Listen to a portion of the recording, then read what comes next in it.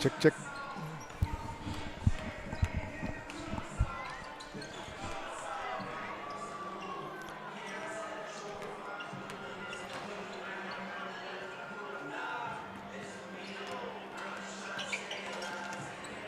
And welcome everybody to the West Gym at Simon Fraser University. The second game of our doubleheader here is just a few moments away as the men's game now between Simon Fraser and Western Washington set to take place. We just witnessed a 69-60 win by Western Washington's women over Simon Fraser. A game in which Western Washington led by 12. Simon Fraser came back to take the lead, but then ran out of gas down the stretch en route to that 9-point 69-60 loss. My name is Howard Samura. Thanks for joining us here on the broadcast. Soon to be joined by our analyst on the broadcast, Paul Eberhardt. It's going to be a great game here tonight. Western Washington, very familiar, of course, with the trip up Burnaby Mountain as a travel partner and longtime local rival of Simon Fraser Red Leafs basketball. But at the same time, as well, as we've been reminded, Simon Fraser had Western Washington here as part of the GNAC CCAA Challenge not too long ago, and Western Washington indeed the class of that tournament, winning both games against CCAA competition. They topped Cal State Poly Humboldt as well as Cal State Dominguez Hills in back-to-back games. Exciting way to get a sneak peek at the Vikings that have come up from Bellingham to meet Simon Fraser in the season opener for both of these teams today. Steve Hansen, the longtime head coach of this Simon Fraser Red Leafs team, has an extremely young team. He's just walked by our broadcast location. And, of course, that young team is really starting to gel.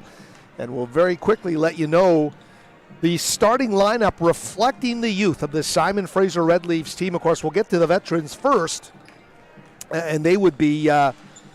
let's take a look here. David Penny, the point guard, the junior out of Guelph, Ontario right now, who has been obviously a real floor leader for this team, will be one of the starters at a guard spot.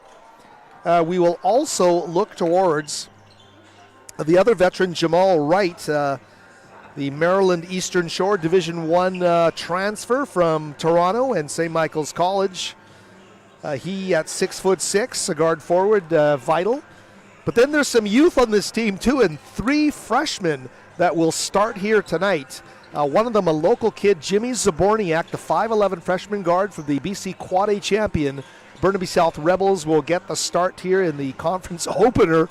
I don't know how many people at the start of camp thought Jimmy Z would be starting the GNAC opener, but here he is, so poised through the preseason. Zaborniak getting one of those starting positions, and he will be in the backcourt with the veteran David Penny. As well, look to Nigel Hilton, 6'8", 205, a freshman out of Toronto, Ontario. He has been playing very, very well and showing an array of gifts on the floor, averaging 20.5 minutes a game. Shout out to the fans of Nigel Hilton tuning in here today to watch that game. As well, we have a veteran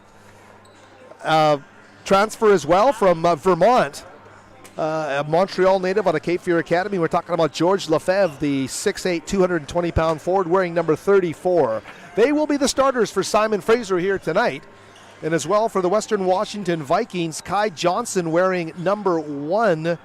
He has been terrific. He's averaging 15.2 points a game, second on this Vikings team through the preseason. The leading scorer on this team, averaging 16.7 points per game, is Daniel Hornbuckle, another guard, 6'1", 170, a Fairbanks, Alaska native and a product of Portland Community College. And we will get to the rest of the starters as our analyst Paul Eberhardt slides into the analyst location here. And we'll hand the phones to Ebe and we'll get them going. We'll pop those down and we'll say hello to Ebe. Can you hear me, Ebe? I can. Can you hear me all right? I can hear, yes. And Jacob Lazar, our resident producer at large, making sure. I think we could turn him up just a little bit here. Oh, yeah. You can never have me. Yeah. I can always be louder. Are we too loud in your ears, though? Oh, not at all. Okay. Not at all. No. There we go. We're just introducing. I think we're good there, Jacob Lazar. Thank you so much. D'Angelo Minnis will be another guard. So a 3-guard look starting here for the Western Washington Vikings. D'Angelo Minnis, the junior out of Kentwood, Washington. Same school as SFU quarterback Justin Sieber. He will be one of the starters. Jonathan Ned as well. He is a University of Georgia Division I drop down here. 6'9", 220, wearing number 13, also in the starting lineup as well. BJ Colley, a redshirt freshman, 6'8", 205 out of Everett.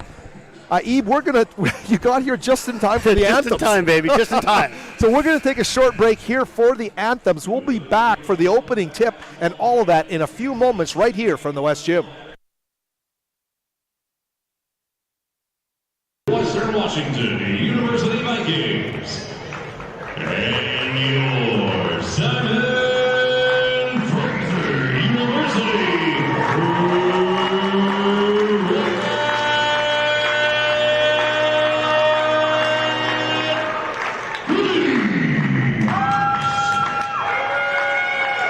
And now it is time to make tonight's starting lineups, beginning with the Western Washington University Vikings starting at guard number 1, Kyle Johnson.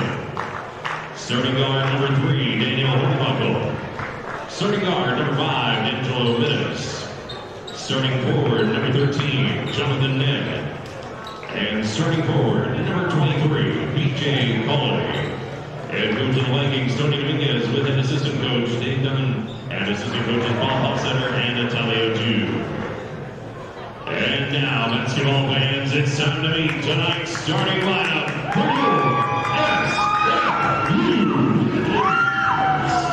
It begins at guard, standing 5'11", a freshman from Burnaby, British Columbia, number 1, Judy.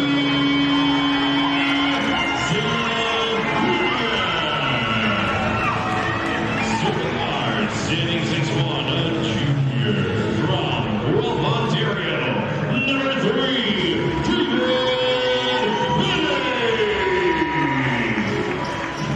starting forward, standing 6'5", a senior from Toronto, Ontario, number 15, Jamal Ray.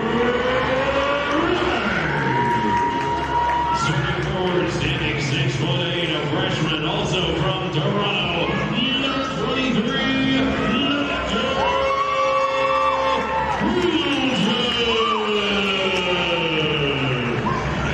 Starting forward, standing 6'8", a sophomore from Montreal, Quebec, number 34,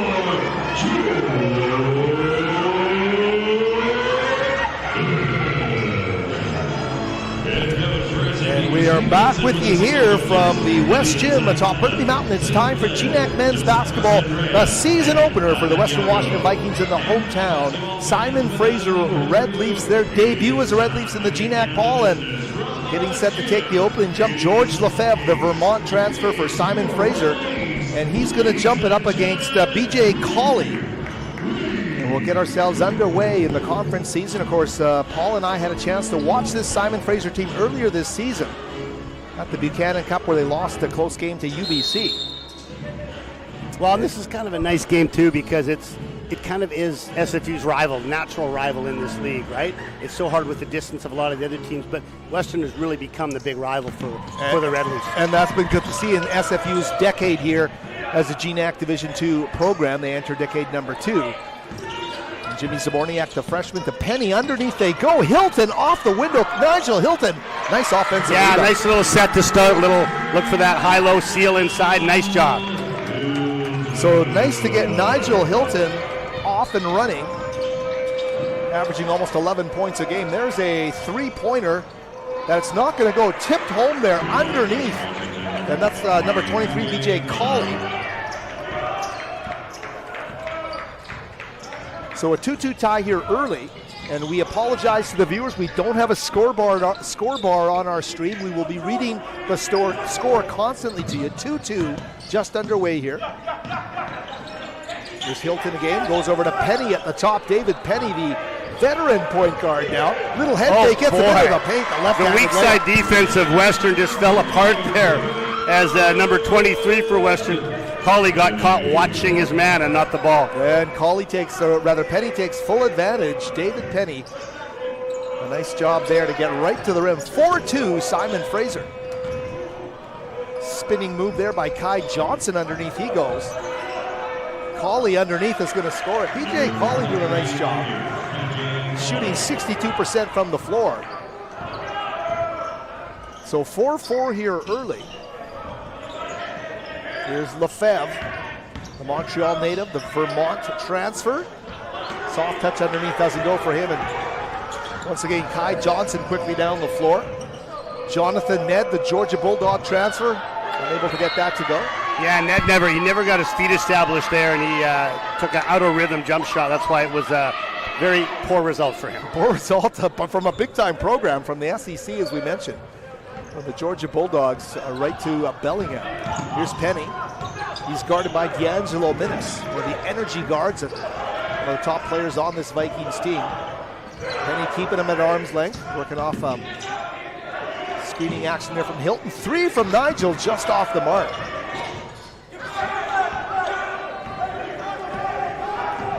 That's Daniel Hornbuckle, number 3, quickly finding a man in the corner. Kai Johnson, little head fake and a little runner in the paint. And the whistle blows underneath. Jimmy Zaborniak getting called for the foul early. Well, and you're sure right when you talk about the backcourt of Western Washington, their perimeter guys. Like, they're their main guys. And they are quick and they are physically very strong, too. Put a lot of pressure on Penny that last possession. They certainly did, yeah. Hornbuckle is actually the leading scorer on this team right now. He's averaging 16.7 points per game, number 3. Kai Johnson, number 1, averaging 15.2. And they're both shooting, Hornbuckle's almost 47% from 3, and Johnson's 44% from 3. Yeah, and Minnis averaging 13. So all 3 guys double-figure scorers in the backcourt there for Western Washington. We'll see how they work together and the chemistry they have in this GNAC opener. Jamal Wright. Lefebvre over to Penny. David Penny back up top they go to the right. Oh, Jamal Wright puts out a arm there, and he's going to get called for the offensive foul. Okay, so it looks like, I think it's calling an offensive foul there, but I think they're reviewing the clock.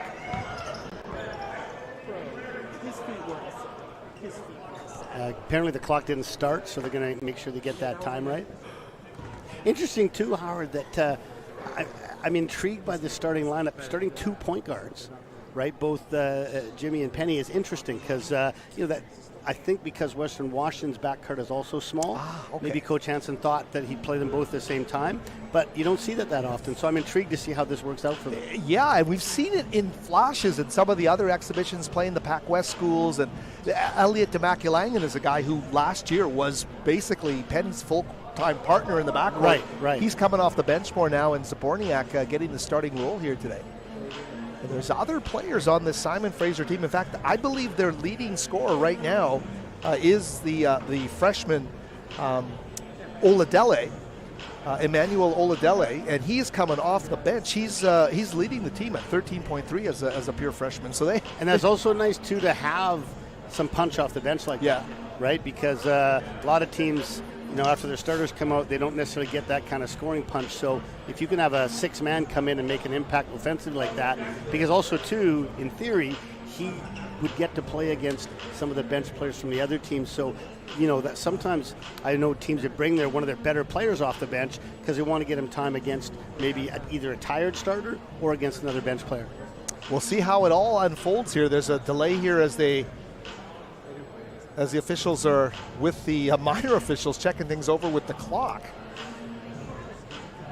Boy, I'll tell you, Paul, I was here yesterday for the Shrum Bowl, and it was an overflow sellout crowd there at the stadium, and what a great atmosphere to have that as the center of campus up here right now. Wow. It's been terrific to see. I can't even imagine. I mean, I saw some of the highlights on the news, and I think they said there was, 1,200 people, or was it something I think that? it was more. I think it was upwards of almost 3,000. Oh yeah, that's so right. The entire seated area was full, and they brought bleachers in, and it was very well attended. And what a game! Didn't it pretty much come right down? Right down to the end, right down to the final 90 seconds of the game, and it was a 1-point win for UBC. So UBC get bragging rights for both games this year, right? Yeah, they're doing a good job. The Shrum and the Buchanan, they got them both. Yeah, I tell you, you're right. I never thought about that, but yeah, they got them both. Well, next year Buchanan will be here, and Shrum Bowl will be at UBC. As we finally get back underway, Here's Western Washington. 5-4 lead and the basketball. Ooh, and there's an offensive foul there. And you know what? I just got it. That's a horrible call. That was such a flop. He was actually already falling to the ground before the contact came. Yeah, BJ Cawley just had to kind of lean. I think maybe he just had to blow out some air and he was going to fall down. But, there was just an offensive foul at that, and sometimes the makeup comes. And I think we saw it there in a 5-4 lead right now for Simon Fraser, down by 1. Here's Zaborniak to Hilton. Jamal Wright. Jimmy Z wraps around, goes to Lefebvre underneath for the lay-in. Beautiful pass. So exciting to see Jimmy Zaborniak absorbing the GNAC level of play so early in his career. Turnaround. Can't go there for Cawley. Simon Fraser, chance to build on their 6-5 lead. Jamal Wright underneath the Hilton. Nigel Hilton as a freshman showing a ton here on the nice court. Little trail there on the fast break to get that pass. 6'8", 205 freshman from Toronto. Here's Johnson.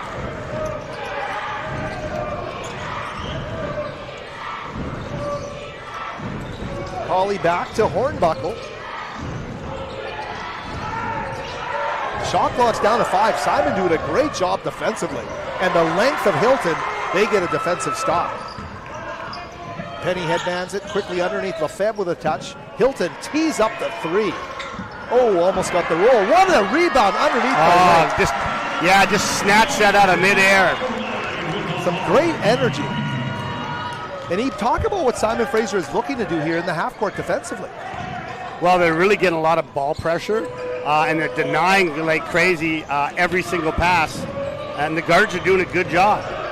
That's a tough shot that Jimmy just forced him to take. It's beautiful. You're right, Kai Johnson right over the goal off of some Jimmy Z defense. And here's Zaborniak again.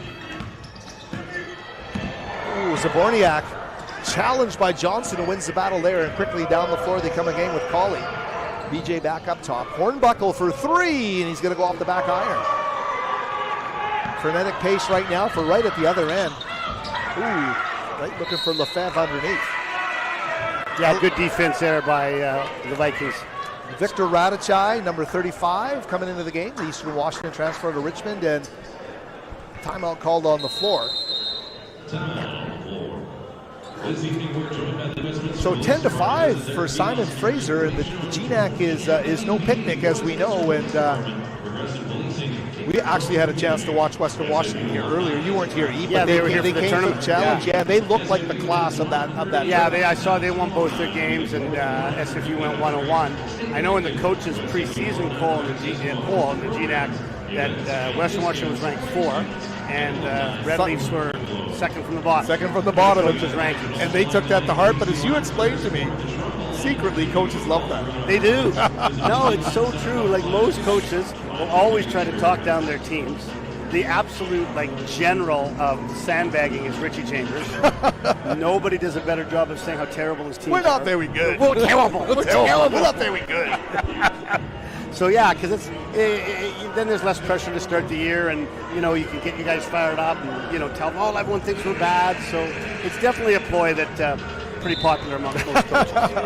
And I think Simon Fraser dispelled a lot of things, and they had so many guys that had really never played together, and we saw some decent chemistry at UBC. Absolutely. Very early on.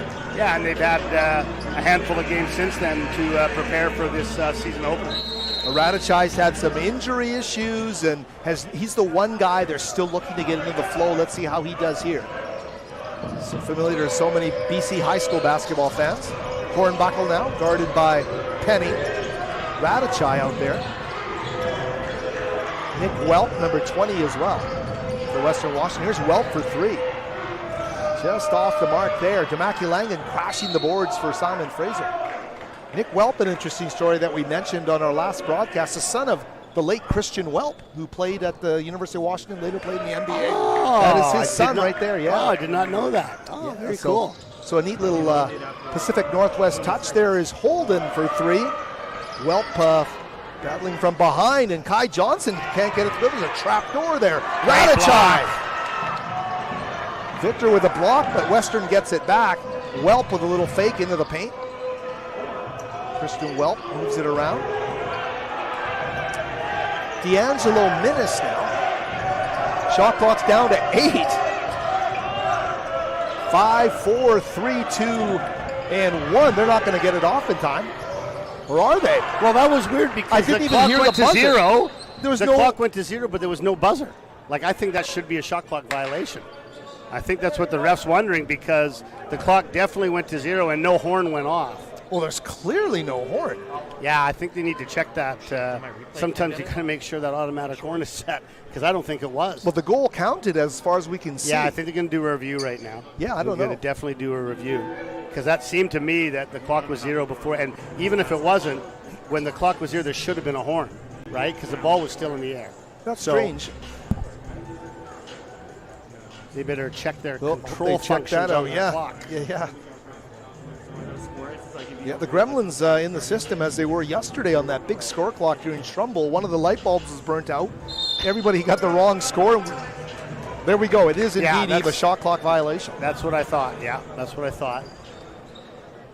So no basket, and they'll make it 10-5.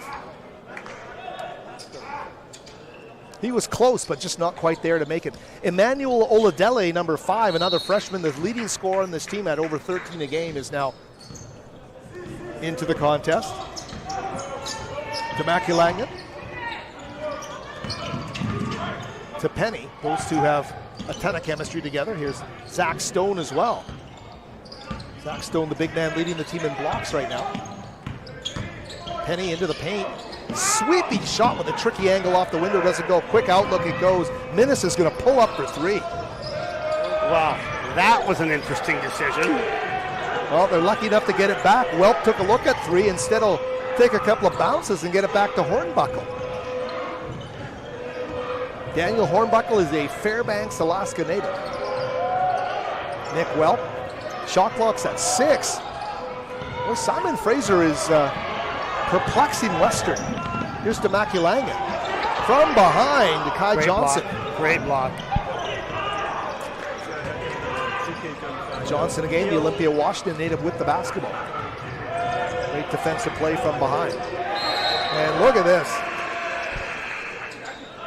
Western Washington have a great deal of difficulty getting a good shot off right now. Simon Fraser's really extending their defense, and someone on Western's going to have to go by, otherwise it's going to be a long night for them. How do you like the length right now? I mean, look at Penny. He doesn't have the, but Demaculangan for his size has a ton of wingspan. There's 3 other guys. Yeah, absolutely. Stone, Oladele, and Radicek. Absolutely.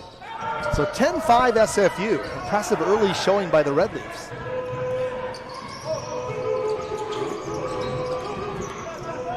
Kai Johnson right to Coach Ebe. See how quick my hands were there? That was amazing. That was quick, man. That was a blur. Once again, Western deep into the shot clock, 8 seconds. Kai Johnson with 8 on the shot clock.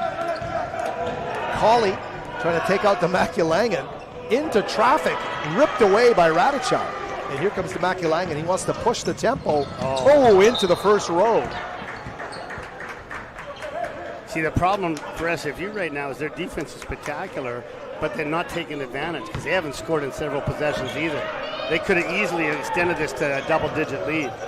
Keep it at 5, though, and see if they can't find a way to get things going in transition. A little hesitation is not going to work. Here's Oladele, the freshman. He goes right to, he's so smooth. Yeah, and that's how you make him pay. Yeah, baited the opposition, used his eyes well going down the court, and just on a glide to the basket. Emmanuel Oladele. 3 ball from Holden's not going to go. Johnny on the spot for the layup. And now we'll have a media timeout, 12-minute mark. And this Western Washington program, national champions a few years back, 2011. Right? Yeah, that was impressive to see, and really shone a positive light on the GNAC as to how good this conference is. Yeah, and that was after that, Brad went down and was an assistant at Washington. That's when Coach Dominguez got his turn, as he was a longtime assistant, to take over the program. Hey, high school basketball started on Monday. It did. You're coaching a team this year. I am. You're coaching. I know. Everyone said, I thought you took a year off. Well, for me, one team is a year off. So, yeah, I'm, of course, working out in the West Van School District. I'm coaching the Highlanders at West Van, and we kicked off on Monday with the big ticket tournament. And yeah, it's just what a great time of year, right? High school started up now. We got college, we got youth sport, and we got Canada's team here in the GNAC.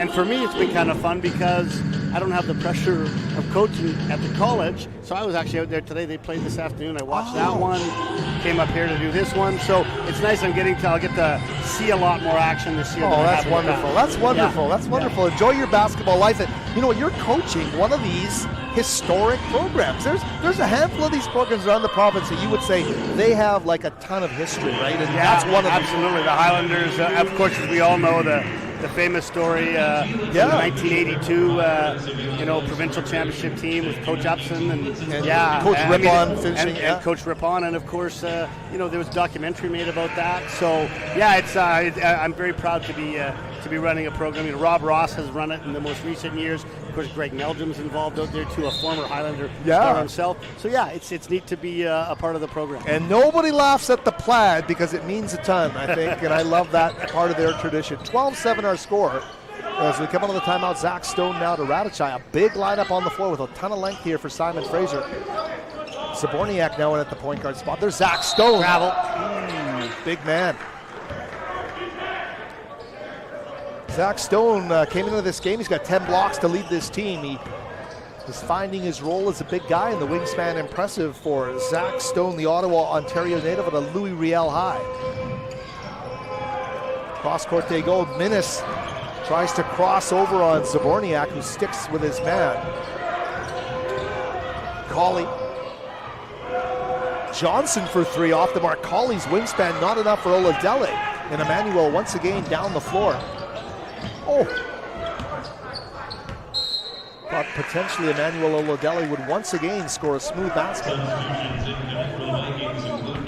Well, so far the Red Leafs really kept the Western Washington backcourt in check. I mean, they got nothing so far. 7 points through the first almost 9 minutes of this game for Western Washington. And as he mentions, that backcourt averaging collective 40 points a game for the Vikings. Oladele, the drive, the kick back out to Maculangan. Three won't go.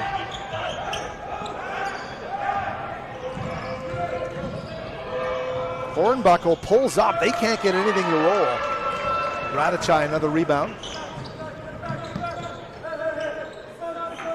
Here's to Maculangan.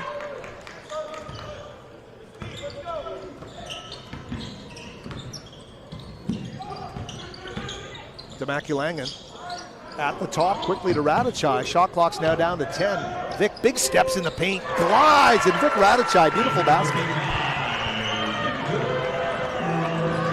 Score now 14-7 for SFU.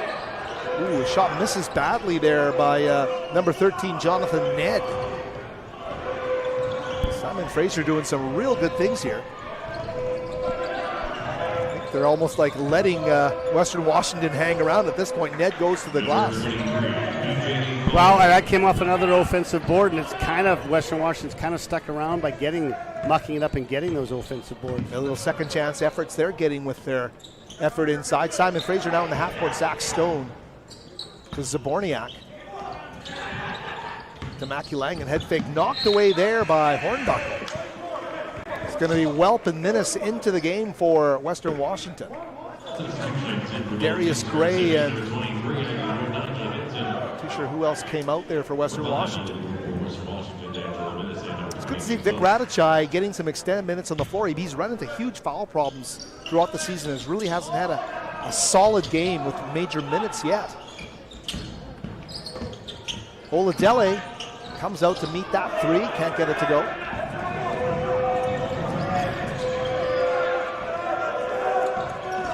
Hornbuckle. Minnis finding Welp. Welp will kick it back outside. The three ball is going to go there for Western Washington. They finally get it to go inside out. Ned with the three. 14-12. Simon Fraser with a 2-point lead.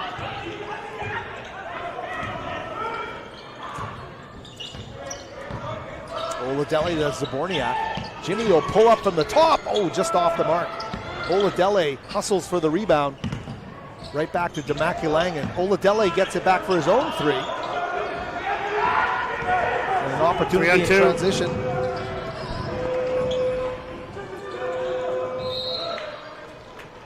D'Angelo Minnis looking to create there, couldn't get anything going. Demaculang and out, Penny back in. So this now the starting lineup minus Lefebvre, Oladele in his place.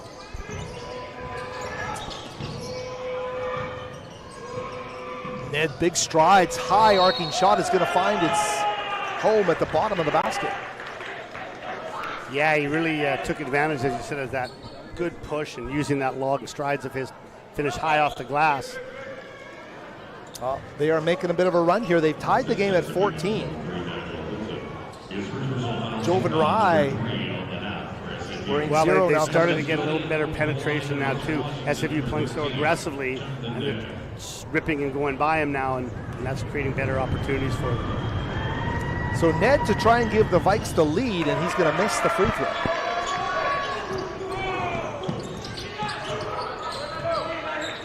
.8:30 remaining in the opening half. Low scoring here in the GNAC opener for both of these teams. Hilton with the basket. Incredible freshman production for Simon Fraser. Lefebvre, number 34, the veteran, though, back on the floor. Here they go to Welp. He's going to hand up to Hornbuckle. Welp right to the basket. Yeah, and you know what? He did a really good job. He kind of just did a little bit of a lean in to get the contact for the three-point play. I can remember watching Christian Welp when he was at the University of Washington. His dad, yeah, exactly. And I think with Dallas, in the NBA, he was with a couple of teams. 17-16 is the score, and Western Washington, the guests with the lead. Here's Penny. Jovan Rai recovers. Offensive. That shoulder. Jovan's going to get called for the foul underneath. So a timeout on the floor. Yeah, interesting how the Canada West season is produced. We saw the Buchanan Cup. We saw UBC beat Simon Fraser. And then we saw UBC, they've run into some struggles on the road. They really have. Yeah. They had such a good preseason. Beating UNLV, I know it's the summertime, but beating a major Division I program, they pretty much ran the gamut in the preseason. And yeah, they've had some struggles. They're actually 3-4 right now, losing to Alberta last night. And you've got a team like Brandon, who has been the bottom of the barrel for a number of years. Of course, coached by former Richmond Colt Gil Chung. That's right. And now they're in first place. They're like 8-2 or something. So, yeah, some weird things happening in the Canada West for sure. Wow, that is interesting. Some of the numbers to go through here early in this game for Simon Fraser, the leading scorer. Nigel Hilton with 6 points, and then 2 points apiece for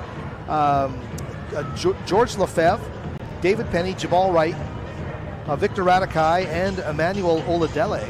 Leading scorers for Western Washington, 6 for BJ Cawley, 5 for Jonathan Ned, and 3 apiece for Kai Johnson and Nick Welp. And I think the one thing stands out there is they have 8 offensive rebounds right now. So that's not going to be a happy number for the SFU coaching staff. Half of their rebounds, you're right, Ebe, off the offensive glass. And looking at some of those numbers, Western Washington leading in the second chance points, 6-4, and it's kind of fueled their comeback here. Chris Hornbuckle. Welp thought about a three, instead skips it to Ned underneath, and he's going to get crunched by Rai. I'm not sure what happened there, but either there was a miscommunication out of the timeout, or they were playing a defense that one player forgot they were playing, because nobody was near Ned at all. Nobody. Jonathan Ned, 6'9", 220. He came in averaging just under 10 points a game, averaging 24 minutes a game, and an 80% free throw shooter, stepping up at the free throw line.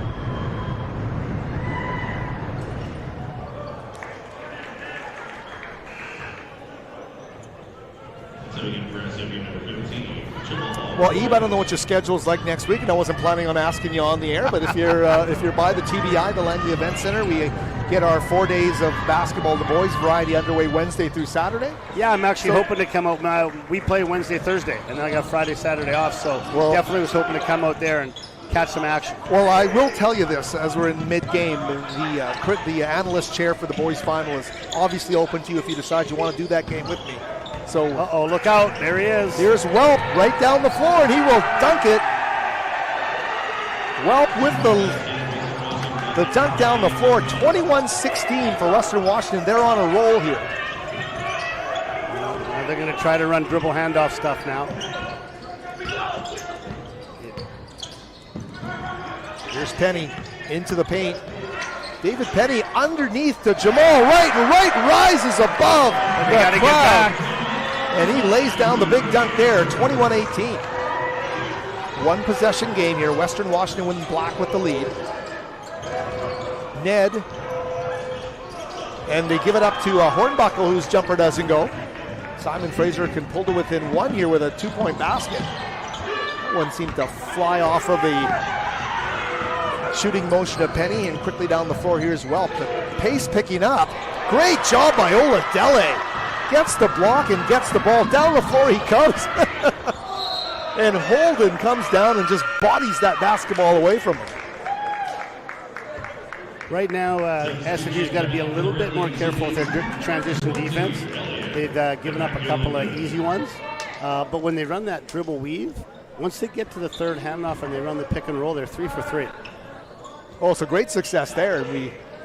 We'll see if they continue off the inbounds, and the foul is going to get called against Holden, Lucas Holden underneath. That's only the second foul. I just realized that. Fouls are 6-2 right now. 6-2. Foul number 2 of the half game. Here's Penny. Paint opens up off the window. David Penny opportunistic.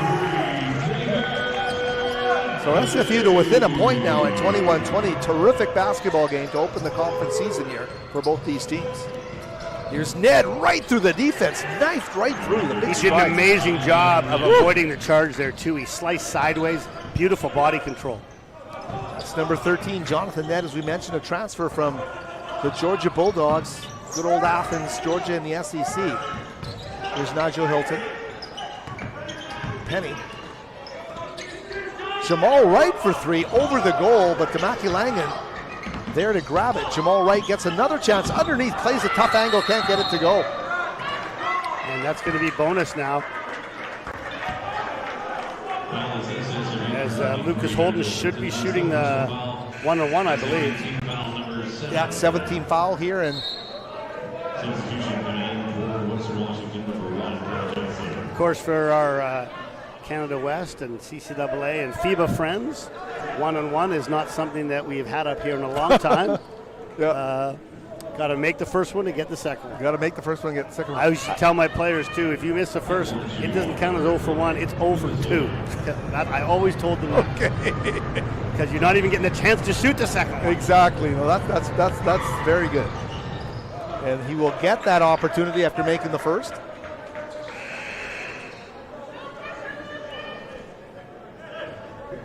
BJ Cawley set the check in for Western Washington, wearing number 23.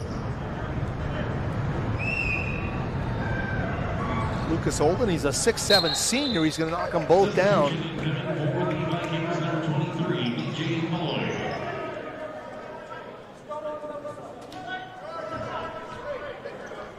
Radachai quickly to Damaki Lang, and Simon Fraser down by 5 here. 5:31 to the half.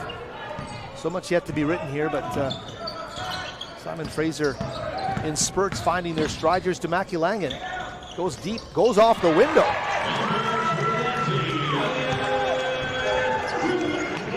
One possession game here. Minnis. D'Angelo trying to get past the wingspan of Wright. Ned, tough turnaround shot, and he's going to make it with Damaki Langan right in his face. Yeah, that was a very tough shot. 27-22. Great display of shot making there by Jonathan Ned, who's really come on the latter stages of this first half. Go to Lefebvre underneath Georgia, bounce. Unable to score it.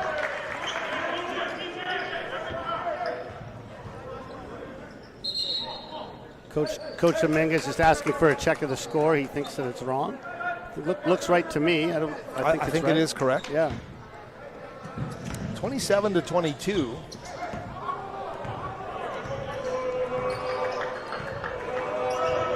D'Angelo Minnis again, the Kentwood, Washington native. Coming up to meet it's Ned. He's been knifing through the paint. This time again, trying to play it off the window. Lefebvre with a rebound. Demakulanga now quickly pushing the tempo for Simon Fraser. Right, the drive and dish back up top. Trying to find a shot here. Penny back up top to Lefebvre. Penny on the baseline tries that pass to Jamal Wright, goes out of bounds. Giving Ned a quick rest. I wouldn't want to keep him out too long. Oh no, sorry, they didn't take him out. My mistake. Ned and Welp out there with the guard group. Yeah, it was Colley that came out. There's Lefebvre now. 4 minutes to go. Shot clock down to 9 for George Lefebvre. Posts up his man. Turnaround. Just couldn't get that classic turnaround form that he wanted to. Ratachai trying to keep it in bounds. And there'll be another immediate timeout coming up, I believe. 4-minute mark. I have to be honest with you. One of the things I really dislike about these rules is the constant stoppages. Oh, there's so many of them. It's so different. It really is, you know? 16, 12, 8, and 4. Like, no matter what. Not to mention the timeouts that you also extra get as a head coach. Well, they only get 2 full, and I don't know, like 25 minis or something. But it's a lot of stoppages, and I think it doesn't showcase the game as well that way, from my perspective anyway. But you expose yourself to every level, all the rules, and you can absolutely. Yeah, exactly. 27-22. Simon Fraser under Steve Hansen has really begun to improve the overall program, and I know that they struggled early as a program. Even their first few years they did. Division One, they were the 1-win, the 2-win seasons. That was tough sledding. When they first moved over, it was very tough sledding. When they hired Coach Hansen, he had his first year, as everyone expected, was brutal. Yeah. But since then, each year they've gotten better. Each year they've become competitive. You know, they were that close to winning a playoff game down at Western Washington a few years ago. So, no, they're not an easy out now. The first 5 years in this league, they were kind of an easy out, and now they're not. And how is the transfer portal like with Division II programs? It's a huge tool as well. The transfer portal is insane. Like, it's insane. Like, this is pretty much where every coach at almost any level is going and finding just that's where you get guys now. It's changed a lot. Changed the face of your team from one season to the next, and it's been incredible to see in basketball and in football. Well, and the nice thing is Division I kids, if they choose to transfer and go Division II, they don't have to sit out. They play immediately. Yeah, exactly. And that's what's happened here with a number of the Simon Fraser players. Ned for 3, and he's going to rattle one home. He is having a game. He is the man in the first half for the Vikings. Jonathan Ned came in averaging just under 10 a game, and he's going to pass that by a mile here tonight, I think. Demakulanga pivoting Stone with a 15-footer. Great rebound there by Jamal right underneath, and he's going to draw the contact. Wanted the N1, almost got it.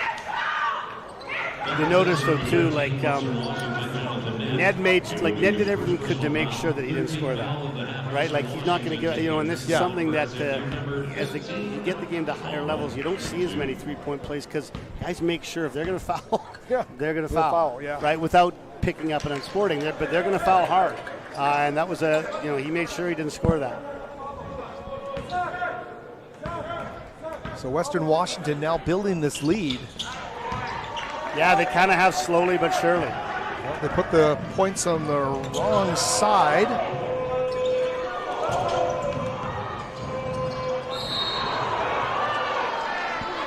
Oh, no, they didn't. My mistake. 3:02 remaining. That's the correct score. 7-point lead. Coach Hansen thought it should have been a travel there. Even demonstrating a little jab travel there, Coach Hansen did. By the way, I just need to make this comment. This is a personal thing for me. Coach Hansen looking great in his suit. And I know the trend now is that coaches don't wear suits anymore. I hate it. I don't like it. I'm old school. and I know he's wearing that suit because Richie Chambers would kill him if he did. That's awesome. That is so awesome. I'm just not a fan of the sweatsuit look. I hate it. Anyway, that's my little thing. Steve's always been dapper on the sidelines. Looking that way again tonight. Here's Penny now with a basketball. 2:54 to the break. Simon Fraser in a key juncture of this half, not really wanting to go behind by double digits here heading into the break. Stone up and under, there he goes, and can't get it to go. Yeah, and that's just not what you want. Like he didn't have a good shot. He should have kicked that out, and now he's fouling. So not only is he missing the shot, now he's giving them 2 free throws at the other end. That's what Coach Hansen is telling him right now. That is only his first of the game, but a key situation with the fouls being 9-3 right now. You don't often see that at home. But as I'm watching the game, like I don't think there's anything that's like, I think that's kind of a reasonably accurate foul count. Maybe 1 or 2 more, but I think it's been reasonably accurate so far. I know that the coaching staff from SFU would not agree with me. Coach Adil, we've heard get up a couple times. Coach Hansen as well, as Kai Johnson steps up to the free throw line. Johnson, a Olympia, Washington native. He's gonna miss that one, but a rebound there by Holden, and a 3-ball being put up there.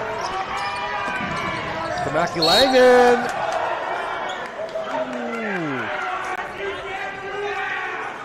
And a pushing foul called on Kai Johnson as he tried to closely guard Elliot Tamaki Langan, trying to keep that ball in bounds. So 9 points the gap here. Simon Fraser with a chance to get something going before the half. Go dribble drag here, double screen coming at the top. And there it is. Oladele underneath. Finding Penny. David reversal goes back to Oladele. Penny, the drive underneath, and no foul called. Penny crashing to the floor. Here's Ned at full tempo, finding Holden in the corner. Oladele with the rebound. Under 2 minutes remaining. First half of play, 32-23 Western Washington. And again, apologies, we don't have that score bar. Some gremlins in our system here, so we will let you know 32-23 for Western Washington. And the offensive foul is being called on Simon Fraser, but you can hear that yourself. Was it a floppy? No, it wasn't a floppy. Yeah, he lowered his shoulder and he hit him in the chest. That's a good call. So with 1:46 remaining, Western Washington with a chance to push their lead to double digits and beyond. And they actually, they missed the 1-on-1, so they missed 2 points there, and they had a wide open 3 in transition. So SFU kind of survived the last couple possessions. They need to get a few stops here and try to get a little momentum back going into the second half. Or else this game will start to slip away against a tough foe from Bellingham. By the way, 6:48. 6:48. That's the attendance tonight, 6:48. Oh, 6:48. I counted them. Yeah. There you go. I counted them. 6:48. I did that with my friend Gary Kingston in the LA Clippers game at the old Memorial Sports Coliseum. There were so few people. We counted the entire crowd in the span of the Canadian and American national anthem. Oh, how scary is that? Oh my gosh, 1996, I'll never forget it. There's Holden to the basket, couldn't get it to go. Wright pushes it. Quickly to Penny. Tamaki Langan wanted the 3. Instead, he'll go right to the rack, tries to lay it up and in. Wow. Oh, wow. Offensive foul. I thought he did a pretty good job of avoiding the contact. I mean, there was a little contact. I kind of thought he went sideways, and I think that was just a no call, to be honest with you. Yeah. But, of course, they don't shoot because it is a player control foul. But this Simon Fraser team is just doing everything it can to get on a roll and find momentum, and it's just that kind of a half, isn't it? They just can't get going. Yeah, you're right. Down by 9, and now defending Western Washington with a 32-23 lead, but down to 1:22 remaining. There's a long 3 off the back iron there by Jonathan Mann. That's another hustle play. Western Washington first to the loose rebound. And the man hustling is Minnis, number 5. Holden back to Hornbuckle. Shot clock's down to 6 with a minute remaining. Hornbuckle looking underneath. Oladele with a deflection. All right, they got 2 on the shot clock to get one off here.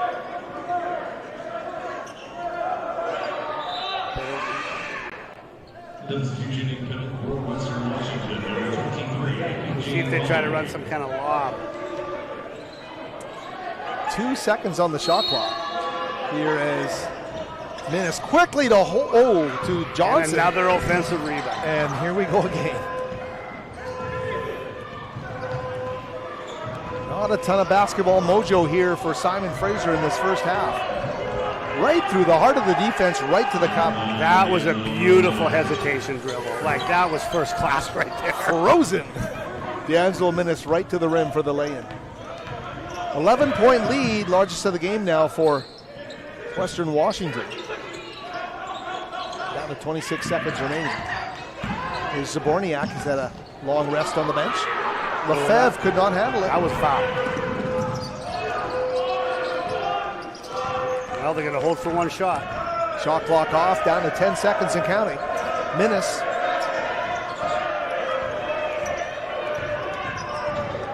Again, in full control of his dribble. Minnis. That's a little slice and dice the last 2 times down the floor, even the half court. And he prefers to go left. Like, that's the strong way to go. And there was no weak side help there at all. I think the SFU coaches they haven't got a lot of breaks and the calls have gone against them a bit. I think they're going to focus on their poor defense in the last 10 minutes after playing so strong at the beginning. And just the hustle points. Well, it'll be interesting to see what this final offensive rebound count is, but I think it's going to be pretty significant. How deflating is it for, I know all coaches have gone through that situation. That's a deflating way to end the half, right? It's horrible. Yeah. It's horrible. You've got to, you get a tough shot at the other end. They come down and get a wide open layup, and they actually turned it over on the inbound pass. There was not enough time left, thank goodness. But yeah, that's not the way to end a half. A wide open layup down the middle. You'd even rather have one of your big guys step in and just hammer the guy and at least make him earn the 2 points than to just give a naked layup like that. Howard Smurra, Paul Eberhardt, we'll be back in a few minutes. We'll take a break here. We'll have the numbers here before the start of the second half. 36-23 is the score. Western Washington over Simon Fraser at the half. Back with more from the West Gym in a moment. Dear college sports. There's light at the end of the tunnel. A return to normal, and all we love about sports. You've instilled resilience, focus, and selflessness in us. We've put those lessons to work. We've found strength and unity in each other. You continue to take us places we never imagined. You bring out the best in us. So when we look forward, we see the light at the end of the tunnel. We see a better world for all of us and for college sports.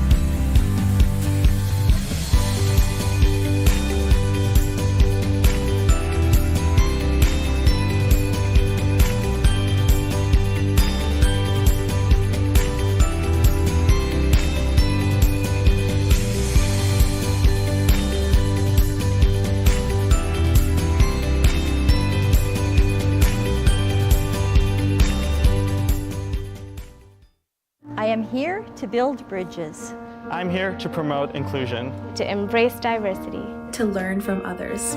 I'm here to support my community. I'm here to lift people up, to engage, to listen. I am here to grow.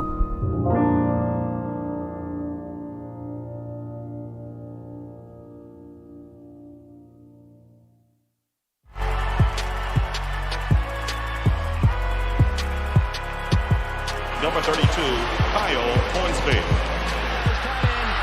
Inside the 30. Touchdown. Michaela burns it. An incredible finish by Hall. The NCAA and its member schools offer nearly 500,000 college athletes a path to go pro in something other than sports. Learn more at ncaa.org. I'm here to make a difference. I'm here to create. To innovate. To do research that matters. I am here to continue asking questions. To continue learning. To expand my horizons. I am here to grow.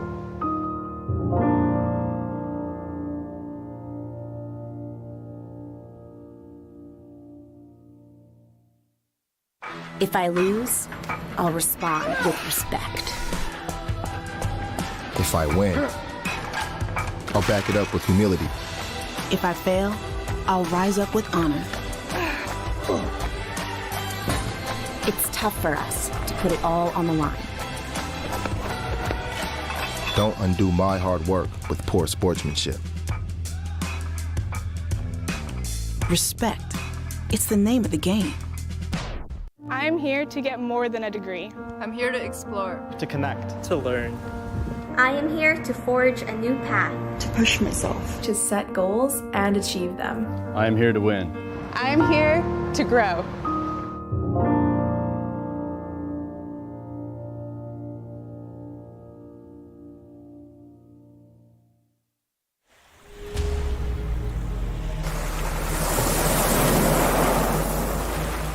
Up north, the elements shape us. And like those elements, we are powerful, strong, resilient. Our red leaf is the ultimate symbol of our unity. Behind this icon have stood generations of athletes and coaches from all over BC, across the country, and around the world, who have chosen our university to pursue their passion. Champions, Olympians, legends have made Burnaby Mountain their home. This is it for the Grey Cup victory. Basaglia's kick is up. It's good. I had a dream that came into my head that one day I'd try and run across Canada. I gotta set my goal at 5. Because I believe in miracles and I have to. It doesn't get much better than perfect. SFU are your national champions. Canada's first Olympic gold in women's wrestling. Grounded in our strong, rich athletic history and united by the symbol of the SFU leaf, our athletes wear the SFU colors. Together, with pride. Every time we wear our leaf, we are inspired by that timeless sense of unity and harness that shared teamwork and determination to charge into the new season with a renewed sense of passion, inspiration, and commitment.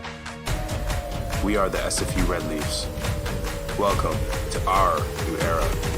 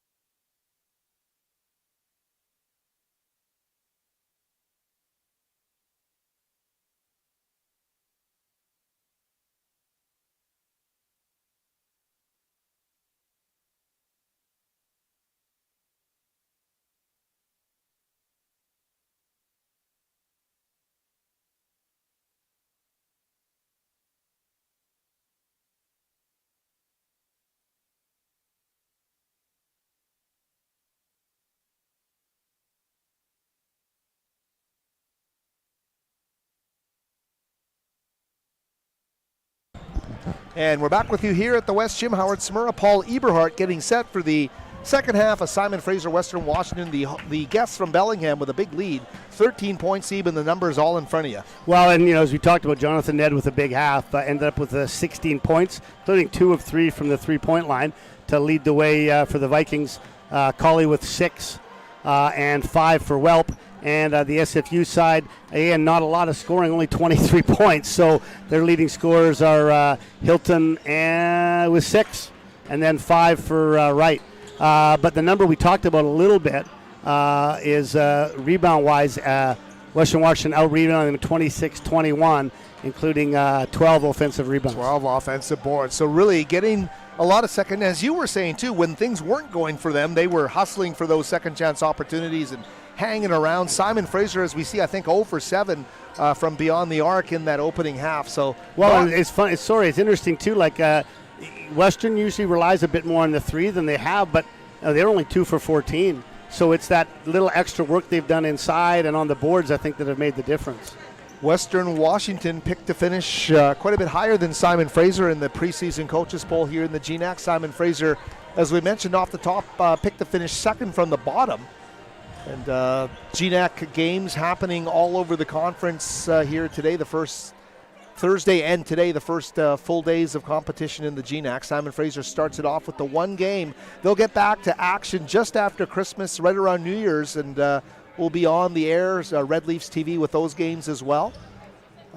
As we look at both teams warming up here, Simon Fraser, from a chemistry standpoint, what are the kind of trap doors or adversities you can face as a team when like we saw them play at UBC, Simon? They look good at times, but you know what? They're still young and they're still learning to play together. And I mean, so much can be revealed over the course of the season about how long that actually takes to find, right? That chemistry. And you'll have moments during a long season where you think you've got it and you're rolling, and then 1 or 2 things go wrong. And ultimately, I'm always of the opinion that when things are rolling and when things are going well, it's easy to be positive and it's easy to have good team chemistry. The real challenge comes when something isn't going well. How do you deal with it? And that takes a while for teams to get that grit and learn about that. And so it's a constant process. Obviously, it's early for both teams right now, but SFU is a little bit challenged because they didn't step up at the defensive end and do a good enough job on the boards to be in this game. So I guarantee you, Coach Hansen is challenging them. And if they could just secure the ball a bit more, you have to remember, 4 offensive rebounds, maybe that doesn't sound like a lot, but that's 4 less possessions you get and 4 more possessions for the other team. So that could be anywhere from a 6 to a 10-point swing. Well, I mean, they're down 13. Yeah, no, you're right. It's a big swing point for sure, and especially when those second chance opportunities yield the high percentage looks in close. Just can turn a game on its ear. And right now, 13 points is a big deficit for Simon Fraser to try and find their way out of here. It's interesting, too. Simon Fraser could certainly use the help of Eric Beckett. He played briefly against UBC. He also came from Vermont with George Lefebvre. Right. And he's this kid who's built like a linebacker, and you really feel for the guy. He just can't get through the injury. He can't shake the hamstring injury. It's a hamstring. Yeah, that can be a tough one, right? You rehab it, you think it's good, but it doesn't take much to tweak it again. So he is going to be a big bonus for Simon Fraser if they can get him back on the floor. He looked very good in that UBC game. He did. He plays with power, and he's a wide body and very effective player taking up space. Western Washington will inbound to start the second half with that 13-point lead. And once again, our apologies if you're just joining us and don't see a scoreboard on the screen. We will keep you updated to the best of our ability throughout this game. 36-23 is the score for Western Washington in their road blacks. They have the basketball. That 3-guard look, getting a touch here early in the half court. That's D'Angelo Minnis. Enter down low. And Colley with a turnaround. And that was the same action. That was the same dribble handoff action followed by a dive to the front rim that we saw SFU run. And they got a nice little jump hook out of it. So the lead now extended to 15 points for the visitors. The freshman Zaborniak now with the basketball. Nigel Hilton.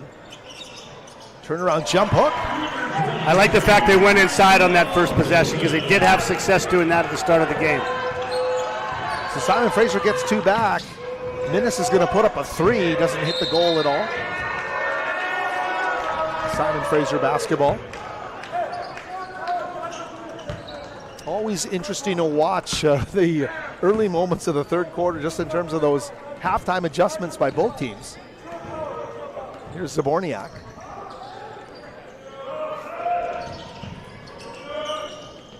Lefebvre. George Lefebvre finding Wright now, who comes out to meet the basketball. Jamal Wright one-on-one.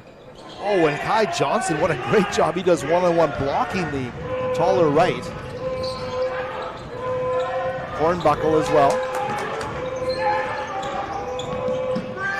What a smooth move by Hornbuckle. Yeah, and again, no weak side help there. Wow. Western spreading the floor very nicely.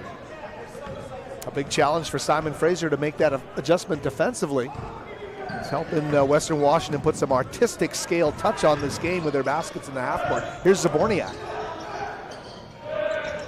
Simon Fraser trying to find a rhythm, something they haven't found the whole game. Here's a nice power move to the basket on a turnaround by Lefebvre. So Lefebvre back to 13. A foul headed to the basket there, and Minnis is going to score the basketball. And again, after the easy inside move by Lefebvre, SFU not getting their defense set in time. And there's an N1 right down the middle again. It's got to be awfully frustrating for the coaching staff and everyone involved here.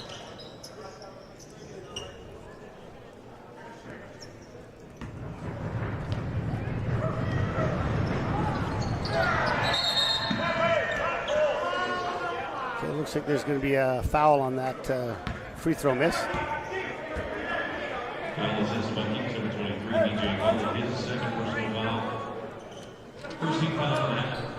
Well, that's going to be on BJ Cawley, number 23, his second of the game. Simon Fraser needs to push the go button here as Zaborniak trying to shake off Minnis. Jamal Wright, back to Lefebvre.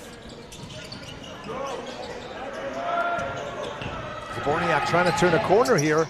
Right back to Penny in a three ball. It's not going to go, and the whistle blows. He's going to get 3 free throws, I think. Oh, no, it's indeed 3 shots. The foul on number 3, Daniel Hornbuckle. That's his first foul of the game. And I heard what the referee said there was that he didn't give him space to land. So Hornbuckle came under with his feet a bit, and so, because there was no contact up top, but there was that contact below, didn't give him room to land. So Penny with 3 makes the first.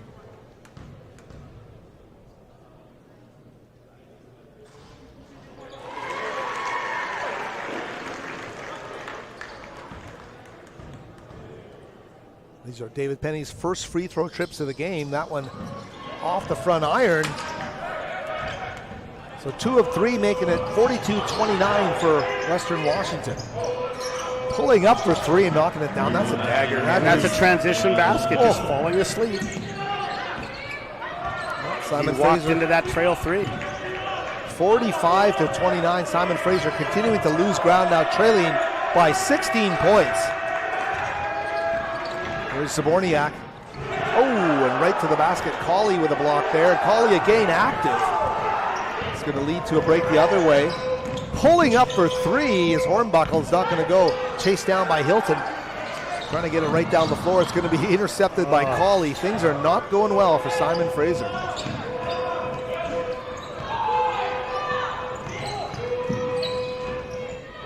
Wide open 3. Ooh, maybe time for a timeout here. I know there's an immediate timeout in 40 seconds, but might need one here before this gets out of hand.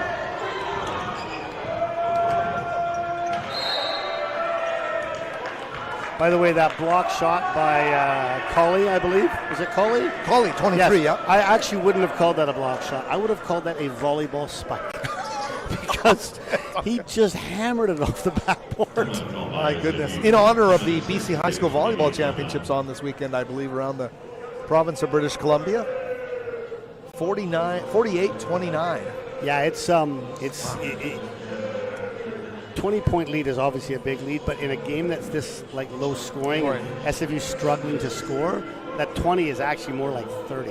So they're really going to have to bear down, and obviously they can't do it all at once, but they're going to have to try to get this within 10 points by about 5 minutes, which is doable, but just at the rate they're scoring, it's not likely. They're really struggling to score. We'll get some new numbers. Thank you very much as we check things out here. Simon Fraser.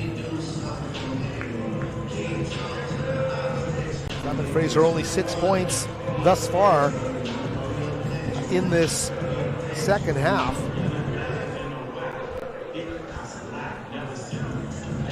Biggest lead right now is 19 points, the largest lead in the game. So Simon Fraser with a whole lot of catching up to do, and as Ebe says, try to take this possession by possession and try to get it down to 10 points. See what happens after that. Zach Stone, Damaki Langan, Hilton, Penny, and Jamal Wright now back on the floor for Simon Fraser.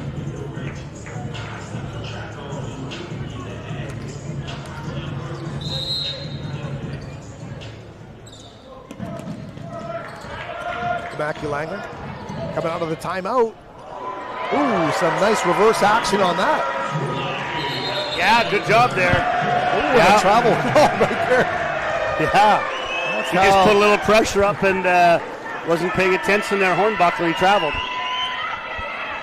That's how momentum shifts. It has to happen one possession at a time, and here's Simon Fraser with a chance to build some momentum. And they go right to the rack with Penny. Nice little end line out of bounds play there. Beautiful play. 48-33, a 15-point lead.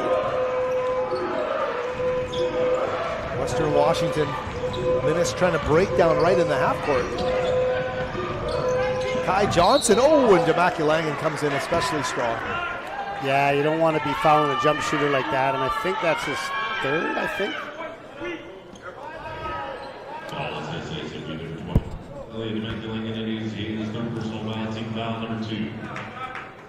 Indeed, the third of the game on Damaki Langan, who came off the bench.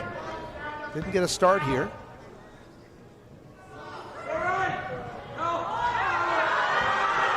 High-arcing free throw is not going to go for Kai Johnson.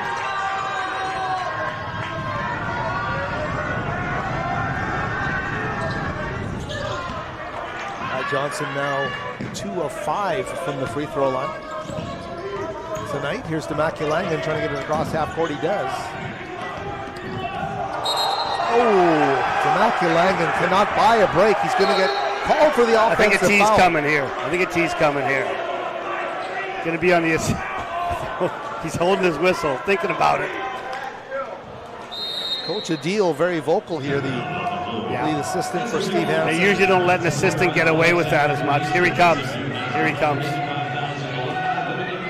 Yeah, head coach can get away with it, not usually the assistant. He dodged one there. Oh my gosh.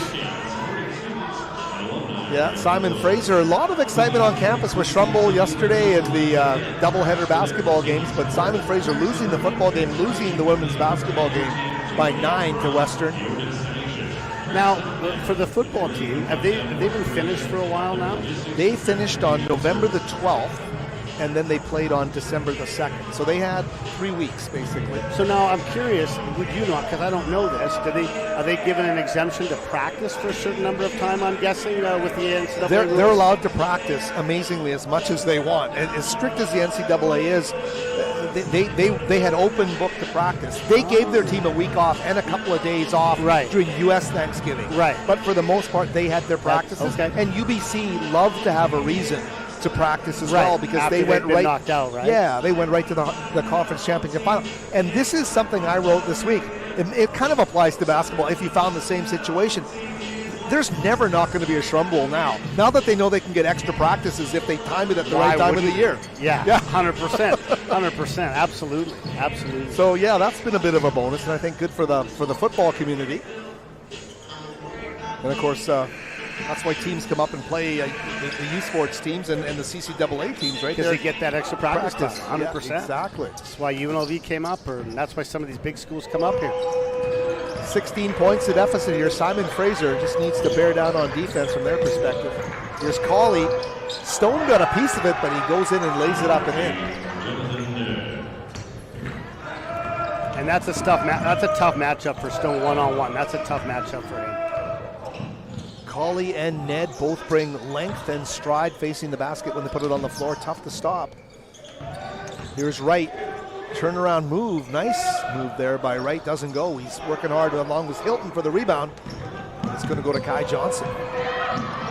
Stone tips that ball. Odalele right down the court they go, and a block. That's goaltending, I think.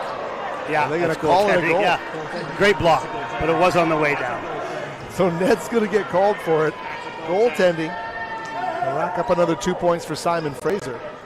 Make it a 16-point game. 51-35, Western Washington with the lead. Howard Samura, Paul Eberhard here on the Red Leaf TV network. Well, looks like they're going to zone here. Simon Fraser. See what kind of ball movement Western Washington's going to get here to find something. Stone in the middle of that zone, effective with his length.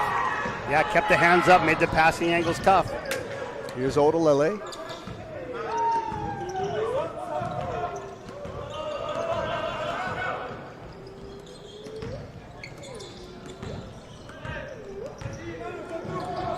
Shot clock down to 10 here. Penny. Cross court. Oladele for three, right over the goal. And Cawley now, BJ down the floor. Tries to split the defense, goes off the window. Too easy.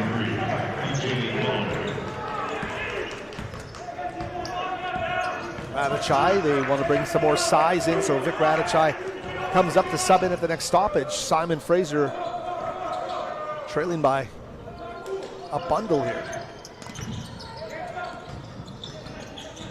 David Penny right into traffic, protects the basketball, keeps the pivot, but loose ball on the floor. Stone, good hustle to get it.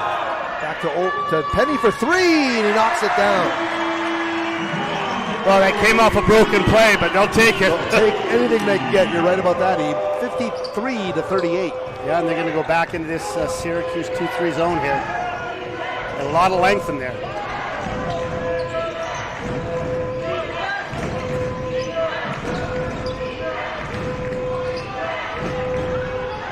Stopping him underneath and getting the ball. Good job there.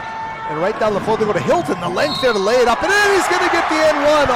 Oh, was that an offensive foul? Or? No, it's a defensive foul for sure. Yeah, they counted it. It's a defensive foul. So an N1 opportunity here.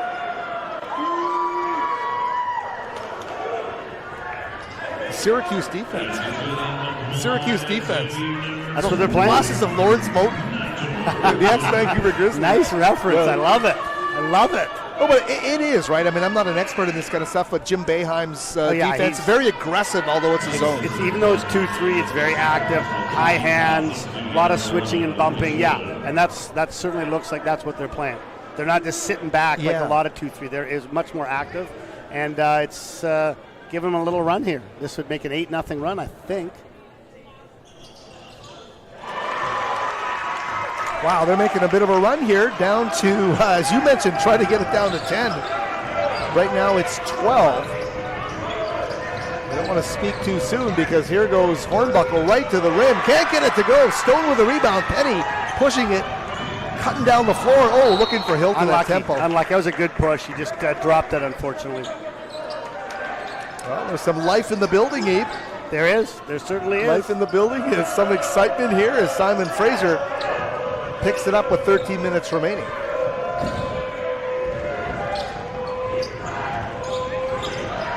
Ned's going to pull up. Oh, he's been so dangerous.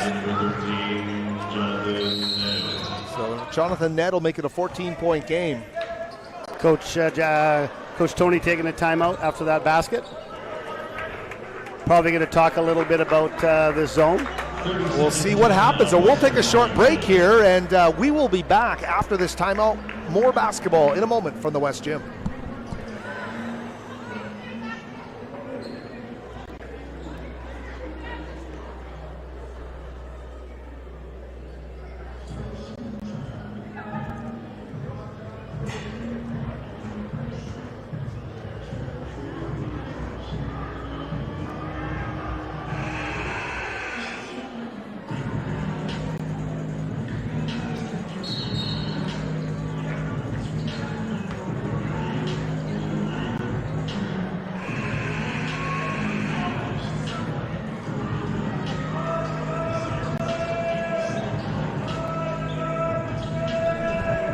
Howard Smurrow, Paul Eberhardt back with you. 12:50 remaining here from the West Gym. Simon Fraser inspired basketball, an 8-2 run over the last few minutes here.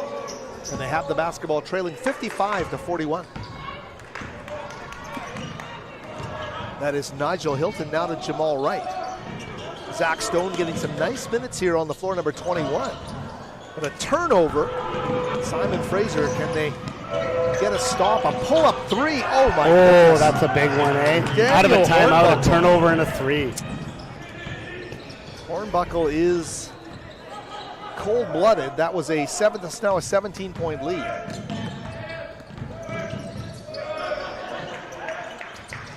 Penny looking for Stone underneath. Bumped off the ball by Holden. And Minnis now, D'Angelo Minnis will slow it up. Holden a spin move. Welp thought about a three, instead on the deck up top. And here's Hornbuckle. Welp trying to post up. They're going to go to Ned for three. Oh my goodness. Wow. And all that hard work SFU did to have that little run is now, boom, back to 20. Back to 20. Ned with that jump shot. He's got long levers. I don't know that I would peg him as such a good shooter. And that's not what he normally does. Oh, my goodness. Gets up to contest the Hilton shot. Nigel can't get that one. Stone with a rebound. Battling underneath. That's an interesting call. I really don't like that call. Came through and tried to clear some space for himself. Maybe, I don't know. Zach Stone frustrated by that one as he comes to So he got the offensive board. He came back down with it. He went right back up, and he elbowed. As he went up, he elbowed the Western Washington player in the chin.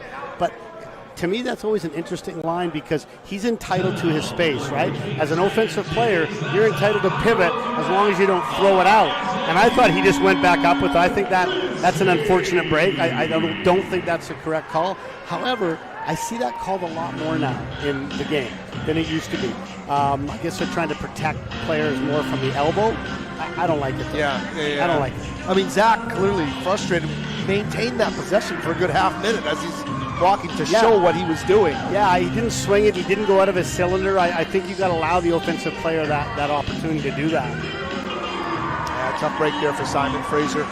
Momentum so hard to come by for the home team today. Ned now up to 21 points on 7 of 11 shooting, 3 of 4 from beyond the arc. He's having himself a night here. Nigel Hilton leading Simon Fraser with 13, David Penny with 11. And unfortunately, that little 8-0 run that SFU went on, Western just matched it with an own 8-0 run. So that's a shame for the Red Leafs because they had it back down to 12. Now it's back up to 20 points at 61-41. Of course, Simon Fraser will get one more look at Western Washington this season. They will finish off the series towards the end of the campaign in Bellingham at Carver Gym. But tonight, all Western Washington and Simon Fraser doing what they can to keep their heads above water. Oh, forgot to start the shot clock again. It looks like SFU's gone back into the zone. Oh, now coach is changing the defense.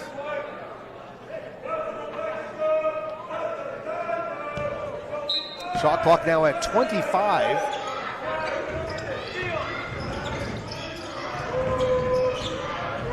Kai Johnson. Holden back to Johnson.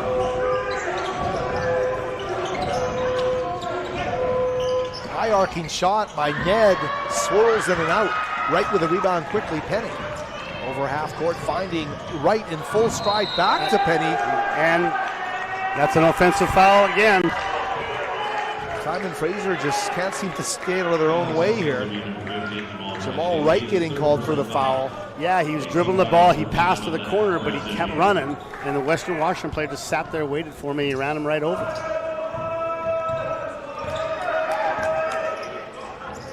Steve Hansen asking his guys for energy, getting their hands up in the half court. There's Welp underneath. Tip underneath. Still doesn't go, and Radicai with a rebound.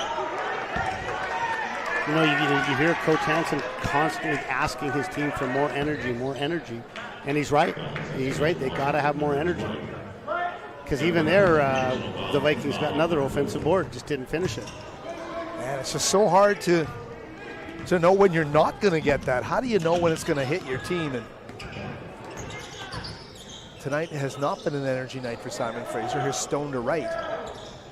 Jamal down in the corner, he finds Penny. He's trying to shake Johnson on the baseline. Back up top to Stone. Welp is there, an immovable object in the post. Penny, tough shot, can't get it to go.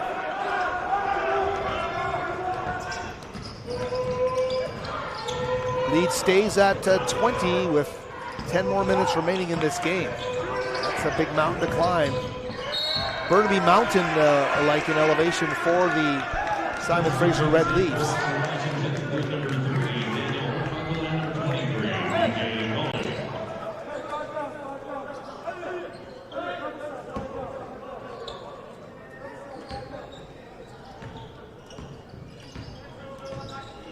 Seems to be locked on 41 for Simon Fraser. Here's Penny. Stone, 15-footer, well off the mark.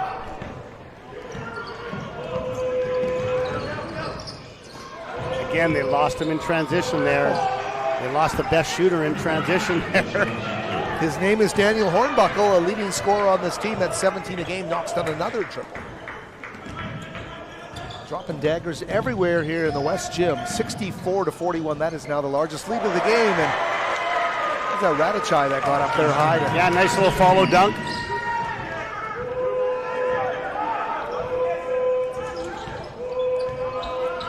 Nine minutes remaining now. Western Washington seemingly unstoppable, making every adjustment they need to. Hornbuckle to Welp. Ooh, affected there underneath. The shot by Holden. And Radachai getting up high to grab a nice rebound.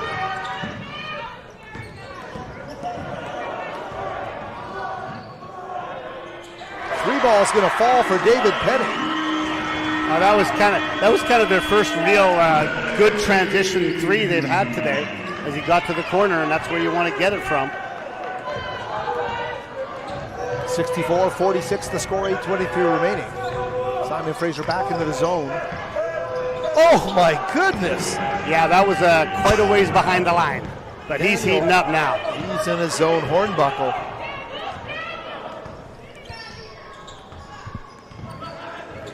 Daniel Hornbuckle unstoppable with a Stone. Deep three from Penny, and he's gonna nice answer back. So Penny answers the Hornbuckle three with his second straight triple. Lead still at a gigantic 18 points. Ooh, this time Stone with a block. Took it right in the chops. No foul called. It goes right back down the other side. Unlucky for Jamal Wright. Oh, and he's battling hard. Wright goes down hard. What's the call there? Is it out of bounds call or was that a foul? I thought it was a foul. I thought it was a foul too, but the referee pointed that it was Western Washington ball. So I guess no foul was called there. I thought it was a foul. So that's Colley, and Wright went down hard there. Wow. Well, this GNAC team this GNAC conference is a good conference, and I think, I don't know, I mean, it's interesting. I think people see a lot of youth sports. If they haven't got a connection to SFU, maybe don't come out and watch this style of basketball much. But no, I think you're right. I think it's a bit unfortunate in some ways because I think a lot of Canadians assume that Division II is somehow, but it's extremely good. Yeah. Certainly the top 5-6 teams in this league would be at the top of the Canada West. Like, they're very, very good. And I think it doesn't get as much exposure, obviously, because SFU is the only one, right? The only one. But it's very good basketball. Jonathan Ned now up to 21 points. So he's doing a great job. BJ Colley, 15, and Daniel Hornbuckle with 14. Well, and you see Western starting to heat up a little. They're now 8 for 24 from 3, which 33% is okay. But they were 2 of 14. Right. Yeah. They're starting to heat up a bit, and so they're 6 of 10 in the Yeah, in the second half. And really SFU 60%. is 3 for 12, but that's only because we had the last two, right? Otherwise, you're right. They would just hit very shortly. Goodness. Simon Fraser led by the 17 points of Penny, who is 3 of 3 from beyond the arc. So he's having a good shooting night. 17 points, 13 points for Nigel Hilton. They're the only double-figure scorers for Simon Fraser. So the Red Leafs got to dig in here because they got to get this within 12 with 5 minutes to go. Oh, there's a good... Oh, the loose ball is going to... It's another hustle play, man. Find its way to the Vikings. You're right about that. Here's BJ Cawley. Turnaround. Rejected by Radachai underneath. Here's Demakulangan. Elliott will get it Very to nice home. move. 67 to 51. Steve Hansen is standing up high in the coach's box here, imploring his guys to dig in on defense. Ooh, nice job there at the back of his own. Forced a turnover. Demakulangan pulling up from deep, and he lets it go. Here comes Simon Fraser. Okay. So you wanted them to within 12 with 5 minutes to go. It's 13 points right now. You don't want to speak too soon, though, with a guy like Hornbuckle on the floor. Here he is. Yeah, don't lose him in this zone. Isaac Morrow now on the floor. Here's Hornbuckle with a tough shot. Oh, and Simon Fraser. Oh, nice break there. Rescuing it right at the rim. Here's Demakulangan again. Radachai, and he's going to get called for a travel or the foul underneath.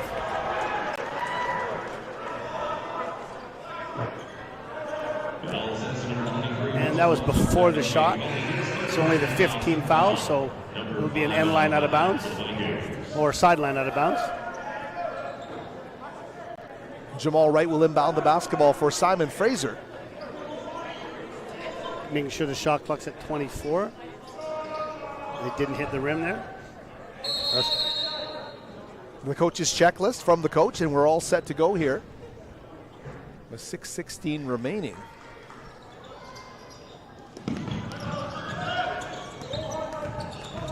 Demakulangan into the paint, forces a tough shot. Radachai right back outside to Penny. He's going to put a 3 up. Penny just off the mark. What hustle there by Nigel Hilton. He gets it back, and now Penny in the corner. Penny, oh, his pocket picked by Ned.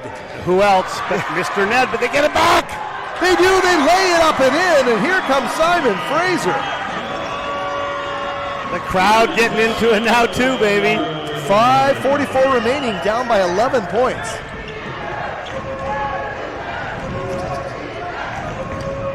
Bringing some excitement back here in the West Gym. Here's Ned, though, driving on Radachai. Skip back outside to Hornbuckle. Then he goes to Welp. Oh, and Radachai! Great block. Demakulangan, oh, and he crashes in. That's a foul! Oh, dear. He bounced off of Hornbuckle, who stood right in front of him. Western Washington now, as we approach 5 minutes remaining in this game. Well, the cutter underneath, and another great job by Radachai underneath. 3 on 2. Here's Jamal. And he's going to get free throws with the clock stopped, just what Simon Fraser wants here. Absolutely. Radachai with a couple of big blocks. Huge blocks. And the difference being his teammates then hustled around to make sure Washington didn't get the blocks, and that led to transition the other way. So the zone is really being beneficial for SFU right now. Isn't that something? So here's Jamal at the free throw line, too strong on the first. I think if I was Coach Jackson, I'd actually put Ned at the high post because I think he's more effective there. Right now, they're not even really guarding the high post because they don't need to. I'd put Ned up there if I was Western Washington. We'll see if they... Okay. They got the target. 10 points. Can Simon Fraser get another stop? They're energized. Arms up in this zone. A 3-ball by Johnson underneath the Welp. Double team comes, and Radachai again. You got it. Vic Radachai finding a home. Another block from former Richmond Wildcat. McMath Wildcat. There you go. What a job. Simon Fraser finding their length, matching their intensity right now. With that switch to a zone, as he tells you about, it's a 10-point game. By the way, I think I might have called Tony Coach Jackson a couple of times. Yeah, I know. I noticed that. I think I've said that a couple of times. Sorry, Coach Dominguez, my apologies. Coach Jackson, though, after I think Washington's coaching staff changed, right? I think he's now back coaching high school basketball. Is he really? I think I was looking. Okay, I'm going to have to check on that. That'd be so cool. That's so cool, I thought, you know? But, well, we're all lifers. You can certainly relate to that. Yeah, you never coached. You have coached 3 teams at the same time, have you not? As well, or not? Yes. Okay. Yes. You look like you're sheepish in admitting that, but I'm going to expose you. You're a lifer, man. You can blame Goulet for that. Oh, go miss Coach Goulet. Minnis, the kick back out. Reversal back. Finding Hornbuckle underneath, the skip underneath the Welp. This time Welp, turnaround hook is going to go. It's going to he got nice deep position there. Yeah, uses the wide body and the low strength underneath, Nick Welp. Temaki-Langan, high dribble. Penny for 3, high arcing shot off the side of the iron. Oh, and almost taken away by Penny. D'Angelo Minnis, though, managed to grab the handle. So the game now at 12 points.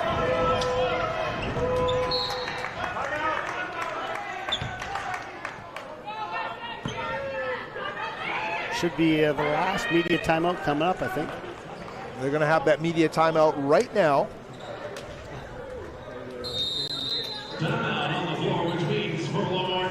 These comebacks take a lot out of you too, though. That's one of the problems, as you know, right? It takes you're down 20, so much hard work to get it to the 10 or the 9 point that sometimes you run out of gas.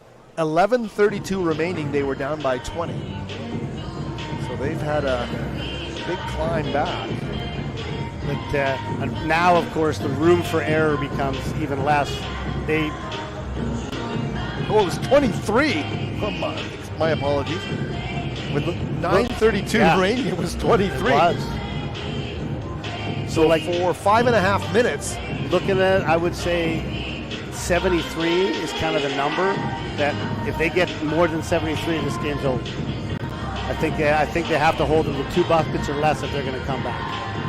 Just based on how they're scoring, that would still be a lot of points for SFU to get, but they can do it. But if they get above that mark, I can't see that there's enough points left and time left for the Red Leafs to come back. And that's coming from a guy who's been coaching for 4 decades.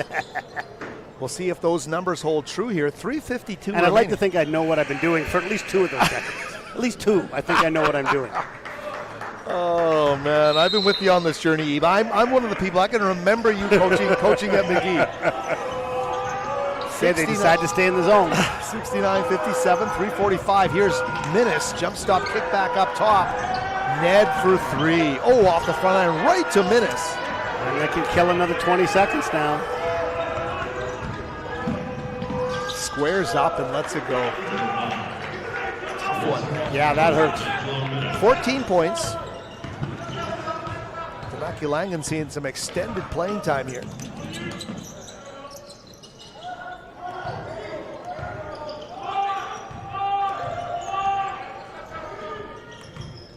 Temaki-Langan now, shot clock at 10 for Radachai. Jump hook on the side, it's not going to go well with the rebound. Holden quickly out to Daniel Hornbuckle. You know, Western Washington content to let that clock die. Yeah, and now when you're playing zone, it's easier for them to kill time, right? SFU might have to go back to man and get some pressure on him. Right now, very passive, 10 on the shot clock. 2:45 remaining. Radachai again got a piece of that as he tried to block the shot. There's Jamal with a floater. He's going to get it.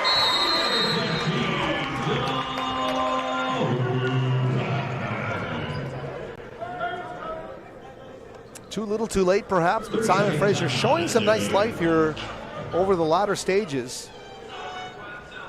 And I wonder if they might need to think about coming up a little full court pressure. I mean, obviously the Vikings backcourt is very strong, but might need to get a little pressure on them, try to get a turnover, because you just can't let them wind down this shot clock until the bitter end. And you'll notice, Steve Hansen, the players he's had out there extended are all veteran guys, with the exception of Hilton, who is a freshman. But 4 guys right now that are among their more experienced players. We have not seen much of George Lefebvre, who has had his moments certainly with this program early in his Simon Fraser career.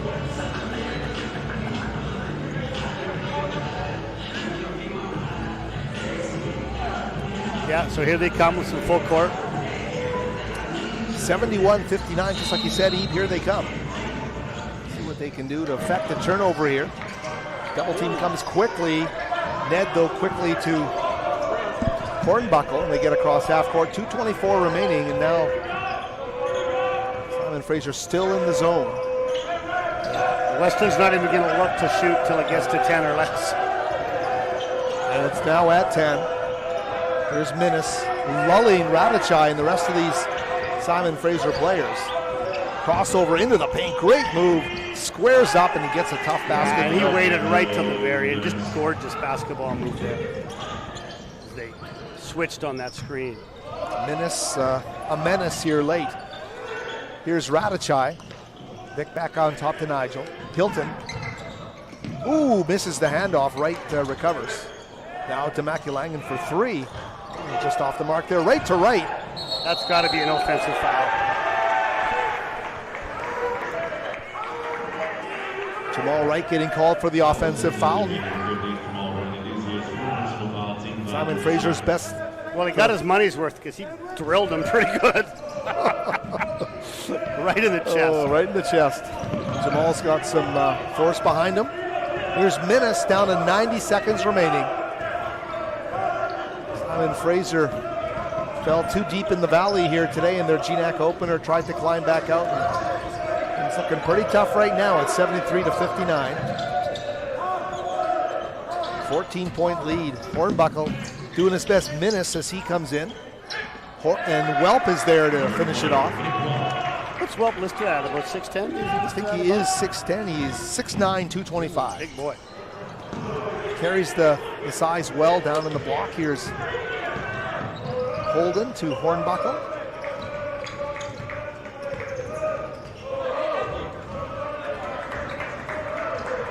Western Washington, a superb effort here to fight back a couple of waves of Simon Fraser rally here. And Minnis is just having some fun and also right now. They had a very slow start too. It was 12-5 early. It was. Here's to Maculangan. He'll get the layup. So back to 14 here. Simon Fraser down to 30 seconds remaining in this game. This film is going to stick with them. They don't play another GNAC game for a few weeks. So yeah, it's a weird. I think it's a very weird schedule they play, but with their starting and ending rules, they can't play many conference games before Christmas. And they're going to go to Hawaii on a trip and play a few games out there. Down to 6 seconds, down to 5. Half a second difference in the shot clocks. Minnesota pull up. And that's going to do it. Oh, stop. There it is. That is it. 75-61 is the final score. A 14-point win for the Western Washington Vikings over these Simon Fraser Red Leafs. So a sweep by the Bellingham visitors here tonight, even the West Gym. Some nights there's a spark. Some nights there isn't, and Simon Fraser just couldn't find their best basketball in any real kind of concerted way today. They couldn't keep it going. They had some bursts, some moments, but they just couldn't keep it going. And a lot of credit to Western Washington. I mean, they hit some shots when they needed them. And again, I think they just were a bit of the scrappier team tonight. And sometimes that makes all the difference in the world. Well, you know what? Hey, always great to see you. It's the month of December. All the best during the holidays. I know you're going to keep coaching the West Van Highlanders for a few more weeks, but great to see you again. Maybe we'll just go over the numbers really quickly.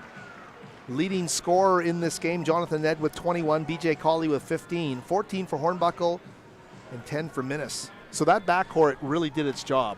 It did. They early on they weren't giving them much, but when the game was in the line, they really did, and they ended up getting 12 more points from the 3-point line than SFU did, shooting almost 33%. Not great. SFU did do a little bit better on the boards, controlling it a little bit better, and that's when they went on their runs. But in the end, look at the balanced scoring, and look how many double-digit scorers we have.